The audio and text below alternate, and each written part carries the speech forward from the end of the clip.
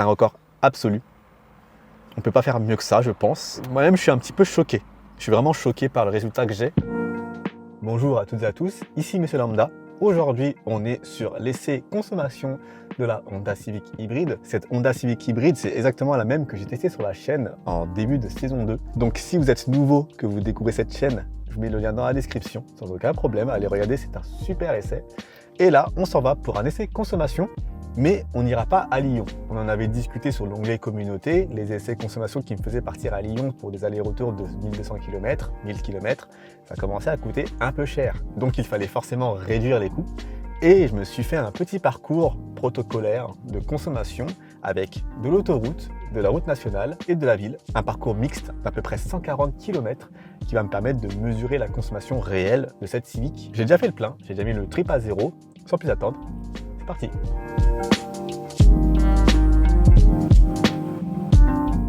On arrive à la barre de péage comme d'habitude.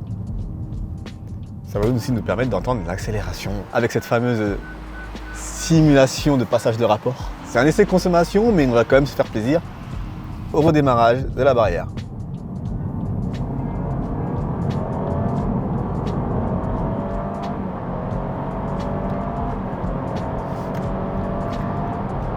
J'aime bien. 130 km/h. C'est pas un foot de guerre, mais on est déjà à la vitesse limite et c'est parti sur une vingtaine de kilomètres à cette vitesse. Et là, je vais mettre au limiteur à 132, ce qui va nous donner du 130 réel. Et je peux déjà répondre à une première question qui m'est beaucoup posée en commentaire sur la Civic. C'est son insonorisation à haute vitesse, donc à 130 km/h, et savoir ce que j'en pensais. Là, écoutez. J'ai des bruits d'air, notamment au niveau du pilier A. Donc oui, à 130 km/h, la sonorisation pourrait être améliorée. Elle n'est pas forcément géniale. Et pourquoi je me mets au limiteur et non pas au régulateur de vitesse? En fait, me mettre au limiteur, ça me permet de pouvoir optimiser notamment les phases de montée et de descente. Parce que dès qu'il y a une pente, le régulateur s'évertue à garder la vitesse qu'on lui a demandé de maintenir. Au limiteur, je peux simplement lever le pied le temps que la pente passe et aussi récupérer de l'énergie dans les phases de descente. Donc c'est pour ça que je préfère rouler au limiteur. Pour l'instant, la consommation à 130 km/h se stabilise autour des 6,4, 6,6 à l'ordinateur de bord. Et je vous l'avais expliqué lors de l'essai, le système hybride de cette Honda Civic, il est particulier dans le sens où le moteur thermique sert de générateur pour le moteur électrique. Et à haute vitesse, à vitesse stabilisée, on va avoir des séquences assez courtes où on va avoir un pignon unique qui va aller s'accoupler au train avant pour entraîner les roues. Donc là, j'ai fait la moitié du chemin sur autoroute à voie rapide. Donc, comme prévu, je passe à 110 km/h. J'observe que le mode hybride s'est directement mis en mode tout électrique sur ce changement de vitesse. Donc, on sort et on fera déjà le bilan de la consommation sur autoroute.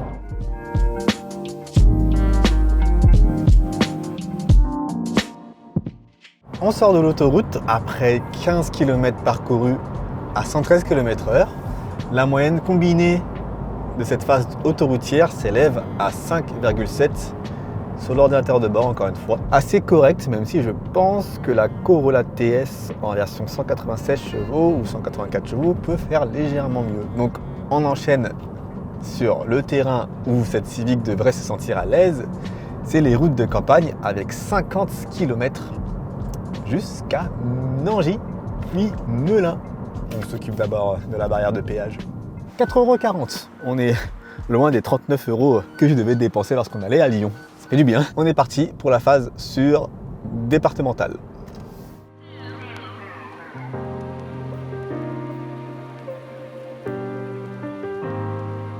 Alors qu'on arrive à peu près à la moitié de notre parcours sur national départemental, nous sommes à Nangy, ou Nangis. S'il y a des habitants de Nangy ou Nangis qui me suivent, indiquez-moi comment on prononce le nom de la ville. Et là, petit point consommation, on a parcouru 20 km sur départemental à vitesse stabilisée, toujours au limiteur de vitesse.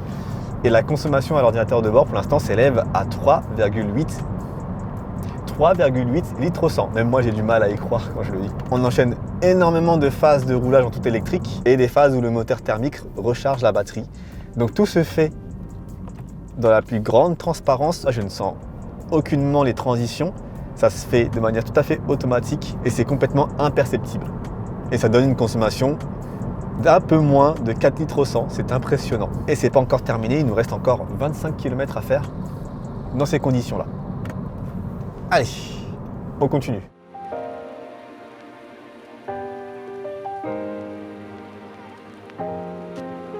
Nous arrivons au bout de notre parcours départemental avec 45 km et 700 mètres parcourus. Et notre moyenne de consommation à l'issue de cette session départementale s'élève à 3,8 litres au 100 km. J'ai forcément le sourire parce que la moyenne elle est excellente. J'ai pas forcé, j'ai roulé au limiteur de vitesse comme je vous l'avais expliqué. Pas d'éco-conduite particulière, pas de passing glide parce que c'est quasiment impossible à faire avec ce système d'hybride. 3,8. J'ai pu descendre à 3,5 en traversant certains villages, mais pour le moment, c'est vraiment du très très bon. Donc on enchaîne avec la ville. Là, ça devrait être un peu plus compliqué normalement, mais on remet le trip à 0 de nouveau et on voit ce que ça donne en ville. C'est parti.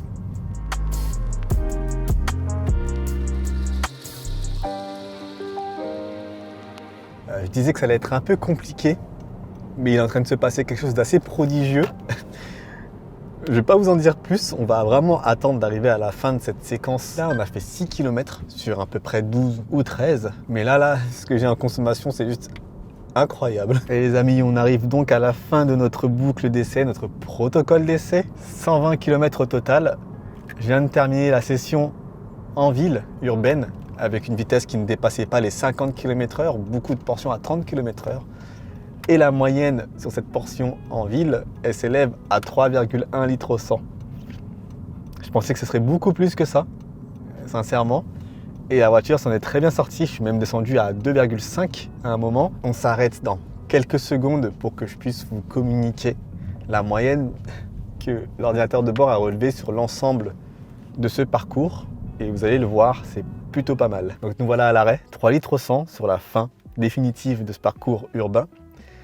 Nous avons parcouru 119 km et 900 mètres. Pour récapituler les différentes moyennes qu'on a eues, je vous fais languir. Sur autoroute, à 130 plus 110 km/h, on a eu 5,6 litres au 100. Sur départemental, on a eu 3,8 litres au 100.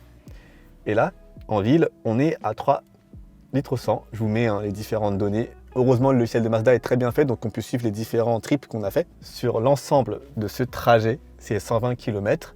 La moyenne à l'ordinateur de bord s'élève à 4 litres au 100.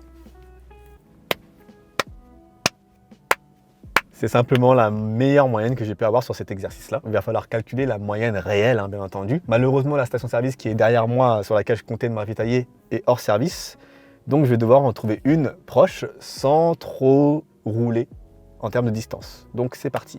Ça a claqué à 4 litres 35. 4 litres 35. Donc les amis, j'ai pas laissé le pistolet à 4 litres 35. J'ai remis un petit peu de carburant et ça a claqué cette fois à 5 litres 02. Donc on avait quand même une sacrée marge. Par contre, j'ai pas pu mettre une goutte de plus. 5 litres 02, c'était la limite pour la voiture. Donc avec une simple règle de 3, on a parcouru 123,5 km avec 5 litres 02 de rajouter dans le réservoir, sachant que c'est moi qui ai mis le plein. Ça nous donne une moyenne de 4,06 litres au 100. 4,06. Donc on a un ordinateur de bord là qui est très pessimiste. On est donc à peine au-dessus de 4 litres au 100 sur un parcours de 123 km qui a mêlé autoroute à 130 et 110 km/h, départementale et ville. C'est un record absolu. On ne peut pas faire mieux que ça, je pense. Moi-même, je suis un petit peu choqué.